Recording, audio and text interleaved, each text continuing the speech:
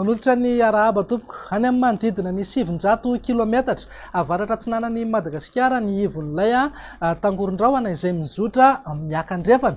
Hatreto aloha dia tsy atahorana ny mety ho fivoarany ho lasa rivodoza na izany na tsy izany aza nefa ny rahona miaraka aminy dia amerotsak'orana ho antsika any amin'iny faritra avaratry Madagasikara iny amin'ity farany herinandro ity.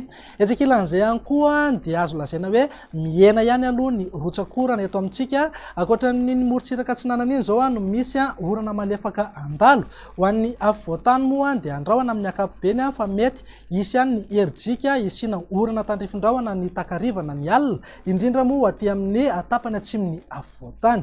Raha mahakasika ny maripana indray dia azo lazaina hoe mafantsika ato anatin'ny 3 andro manaraka. Andao jerentsika amin'ny antsipiriany ary ny vinantoetry ny andro raha amin'ny rampitso maraina azo orana tandrifin-drahona ny voamaraina ny aty amin'ny manodidina ny farafangana morontsiraka vatovavitovonany ary mipaka hatrany Mahanoro. Ny afovoantany miazo an'iny tapany avaratry ny nosy iray manontolo iny moa dia andrahona amin'ny ankapobeny fa isava miandalana ihany zay rehefa misandratr'andro. Ny tapany atsimon'ny nosy kosa dia ho maina tanteraka mihitsy ny andro na ibalika be ingaby masoandro. Raha ho an'ny tolakandro indray ary dia azo oram-baratra ny aty amin'ny fahatry Diana, Sofia, Sava ary Analanjorofo. Ny takarivana ny alina no mety isy tandrifin-drahona ho an'ny afovoantany.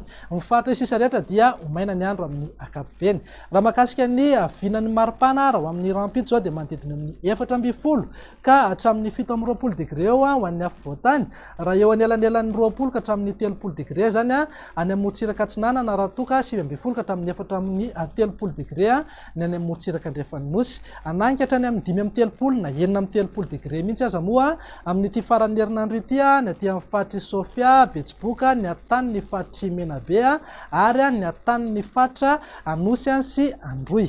Andao jerentsika indray ary ny vinantoetry ny andro ho amin'ny alahady ho avy izao. Isy sisan'oram-baratra ny aty amin'ny manodidina ny Samborano sy morontsiraky Sofia raha azo orana malefaka ny aty amin'ny morontsiraky Sava sy Analanjorofo. Ny takarivana ny alina no mety isy tandrifin-drahona andala ho an'ny afovoantany mipakatra ny amin'iny fatra atsimo atsinanan'ny nosy. Ny fatra sisa rehetra moa dia andrahona na andrahona mitsitokotoko. Raha mahakasika ny maripana ny alahady izay ary dia manodidina amin'ny 420 ka hatramin'ny 720 degré eo zao an'ny afovoantany raha tsy misy fiovana fa 530 degré hatrany aty amin'ny fahatry Sofia sy Betsiboka. Andao faranantsika amin'ny vinantoetry ny andro ny alatsinainy ary zay hitoetra hatrany aloha ny orana tandrifin-drahona ny takarivana ny voamaraina be aty amin'ny manodidina ny Samborano torak'izay ihany koa isy orana malefaka hatrany ny morontsiraka Sava sy Analanjorofo.